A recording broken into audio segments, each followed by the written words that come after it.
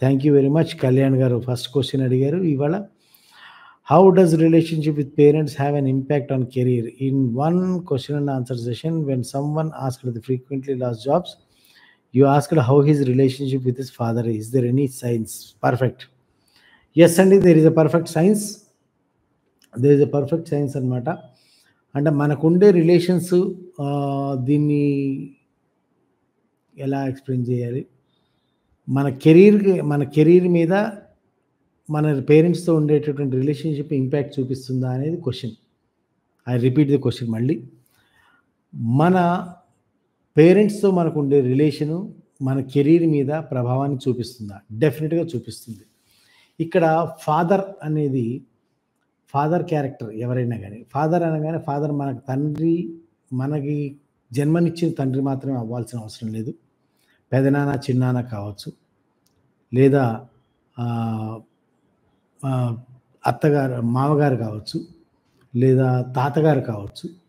అలా ఒక fatherly character అంటే ఒక తండ్రి స్థానంలో గౌరవించదగిన వ్యక్తి ఎవరైనా కావచ్చు. ఆ తండ్రి స్థానంలో గౌరవించదగిన వ్యక్తి ఎవరైనా కావచ్చు. వాళ్ళతోటి మీరు ఏ విధమైన సంబంధాలను కలిగి ఉండటం అంటే, వాళ్ళు మీ పట్ల ఏ విధంగా స్పందిస్తున్నారు, వాళ్ళు మీ పట్ల ఏ విధంగా ట్రీట్ చేస్తున్నారు, మిమ్మల్ని వాళ్ళు బాగా చూసుకుంటున్నారా, బాగా చూస్తలేదా, లేదా వాళ్ళకి మీకు రిలేషన్ ఎలా ఉంది, వాళ్ళు మీ పట్ల హ్యాపీగా ఉన్నారా లేదా, ఇది కాదు పారామీటర్. వాళ్ళ పట్ల మీరు ఏ విధంగా బాధ్యతగా ప్రవర్తిస్తున్నారు, లేదా వాళ్ళ పట్ల మీరు ఏ విధంగా ఒక సన్ గాని, డాటర్ గాని, ఒక సంతానం ఏ విధంగా ప్రవర్తించాలో ఆ విధంగా గౌరవాన్ని ఇస్తూ, మర్యాదనిస్తూ మీరు ఆ విధంగా ప్రవర్తిస్తున్నారా లేదా అనేది ప్రామాణికం ఇక్కడ. ఎందుకని అంటున్నా అంటే ఇక్కడ కొంతమంది తల్లిదండ్రులకి సంతానం ఎంత బాగా చూసినా, ఎంత బాగా చేసినా సాటిస్ఫాక్షన్ ఉండదు. వాళ్ళకి డిస్సాటిస్ఫాక్షన్ ఉంటానే ఉంటుంది. సో, అటువంటి వాళ్ళ గురించి నేను మాట్లాడట్లేదు. కానీ మీ వంతు ప్రయోజనం అంటే మీ వంతు మీరు గనక మీ జాబ్, మీ ఉద్యోగాన్ని, మీ యొక్క ధర్మాన్ని గనక మీరు సరిగ్గా నిర్వర్తించకపోతే మాత్రమే మీకు ఈ ప్రశ్న వర్తిస్తుంది. మీ వంతు ధర్మాన్ని గనక మీరు నిర్వర్తిస్తున్నప్పుడు ఈ ప్రశ్న వర్తించదు. మీ వంతు ధర్మాన్ని గనక మీరు నిర్వర్తించలేకపోతే, తండ్రితో గనక మీరు మీ ధర్మాన్ని నిర్వర్తించలేకపోతే అది డెఫినిట్‌గా కెరీర్‌లో ఒడిదుడుకుల్ని ఆహ్, తీసుకొస్తుంది. ఒడిదుడుకులంటే మీరు వ్యాపారం పెడితే వ్యాపారంలో నష్టం వచ్చి బయటకొచ్చేస్తారు.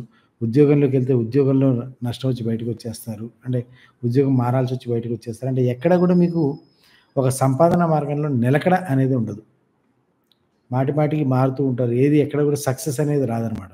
ఎక్కడ ఒక అడుగు ముందుకేయటం, 2 అడుగులు వెనక్కేయడం, ఒక అడుగు ముందుకేయడం, 2 అడుగులు వెనక్కేయడం అనేది జరుగుతూ ఉంటుంది. అలాగే మదర్‌తో గనక మీకు రిలేషన్‌షిప్ బాలేపోతే, మదర్‌తో గనక మీ ధర్మాన్ని మీరు నిర్వర్తించలేకపోతే, మీ యొక్క మనీ ఫ్లో అనేది రకరకాలుగా ఇబ్బందులు పాలవుతుంది. అలా సిబ్లింగ్స్‌కి, అలాగే మేనమామలకి, మేనత్తలకి, ఆఖరికి ఇంట్లో పని వాళ్ళకి కూడా ఇలా ప్రతి రిలేషన్ అంటే మనిషికి తన చుట్టూ ఉండేటువంటి రిలేషన్స్‌లో ప్రతి రిలేషను కూడా తన ఈ జీవితంలో తను పొందేటటువంటి ఏదైనా ఒక ప్రయోజనానికి ఇండైరెక్ట్‌గా కానీ, డైరెక్ట్‌గా కానీ లింక్ కలిగి ఉంటుంది. సో, ఆ రిలేషన్ డిస్టర్బ్ అయినప్పుడు ఆ ఏరియా ఆఫ్ లైఫ్‌లో తన సమస్యలను ఎదుర్కోవడం అనేది జరుగుతుంది.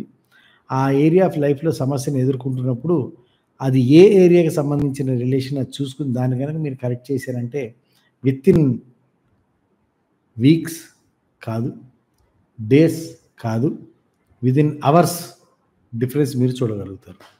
గంటల తేడాలో మీరు డిఫరెన్స్‌ని చూడగలుగుతారు. అది కరెక్షన్ చేసుకోగలిగితే హృదయపూర్వకంగా.